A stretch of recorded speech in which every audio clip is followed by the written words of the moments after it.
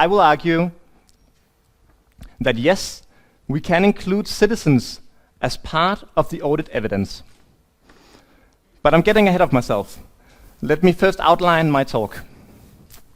First of all, I'll explain why we, as supreme audit institutions, can be important for the citizens. Then I'll turn the picture around and talk about why citizens can be important for us to include in the audits that we do. After that, I will explain and present different methods that you can use if you want to include the citizens in your performance audits. And finally, I'll give a concrete example of a report where we worked with one of the methods, an experiment. Okay. The next couple of slides are based on a Swedish political scientist called Olof Pettersson. And he's researched the impact that size can have on society. The argument is that previously we had few sources of information. We read the newspaper, or we read books, and here we got a sense of how society worked. We got a sense of whether the government was efficient and public institutions were efficient. We had a feeling of knowledge accumulation and knowing the truth. This led us to take civic action and claim accountability from our government.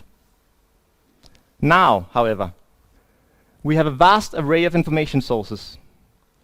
Our email inboxes are overflown with newsletters from interest organizations. Our Facebook feed is filled with different opinions and links to obscure websites with all kinds of postulates. And on Twitter, they try to explain the world in 100 characters. We are overloaded with information, and it can be difficult to distinguish information from true and fact-based knowledge. Often we feel like that we have a hard time judging different issues and public institutions because there's just so much information to take into account, and you don't know what to trust and what not to trust.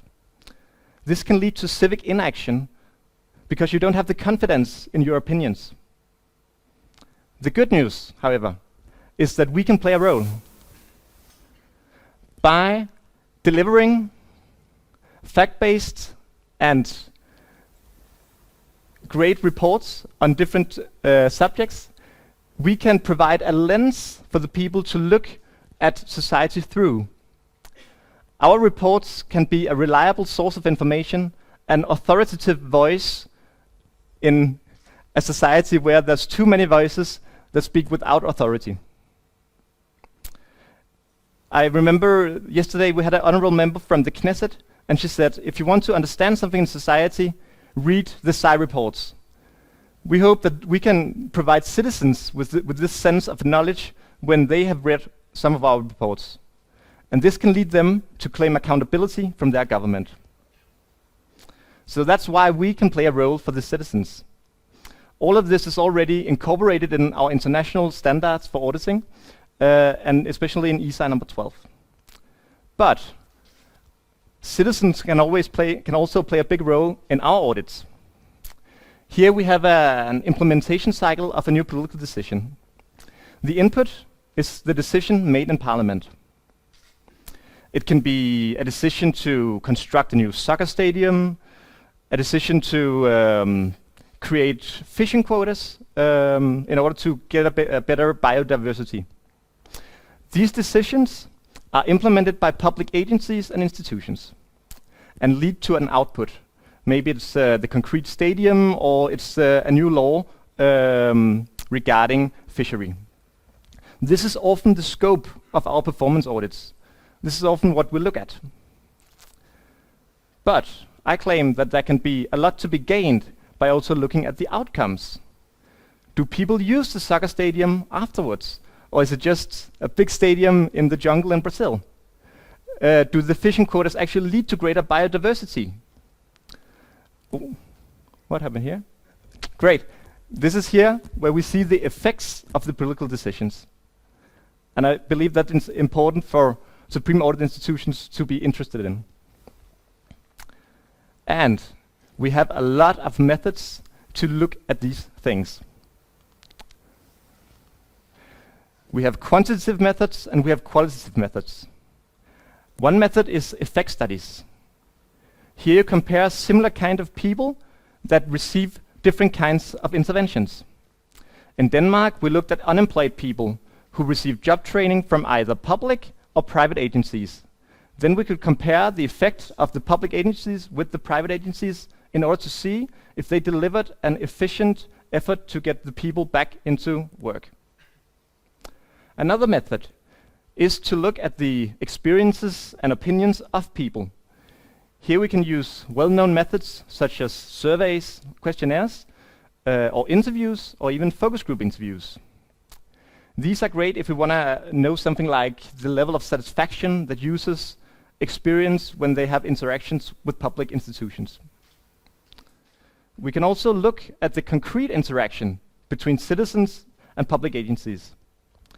Public agencies need to document all of the interaction they have with citizens in case files.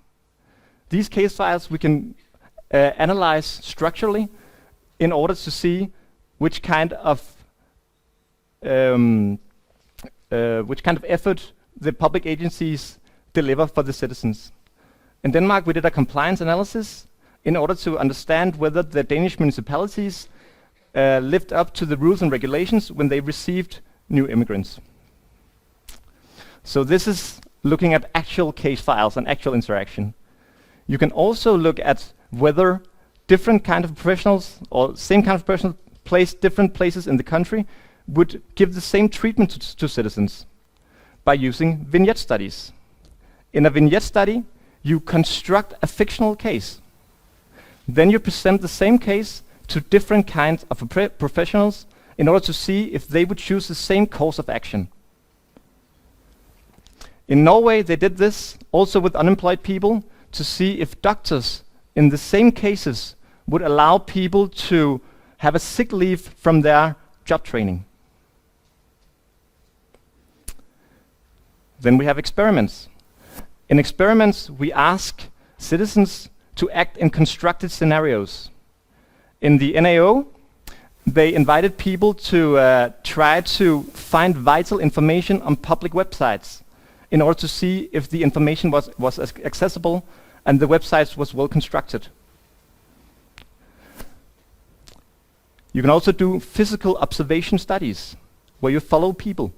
In Norway, they looked at people with vision disability and they followed them when they were using public transport in order to see which kind of barriers they encountered and how the public agencies were helping these kind of people. This is just some of the methods that I've outlined here today. Let me try to make it more concrete by giving you an example of what we did when we want to use an experiment. We were looking at benefit, fraud, and error. The first thing that we realized is that there can be 3 reasons behind benefit, fraud, and error. People can try to cheat the system in order to get more money from the public institutions. This is fraud. But this is also based on the work that the Department of Work and Pensions in England they do.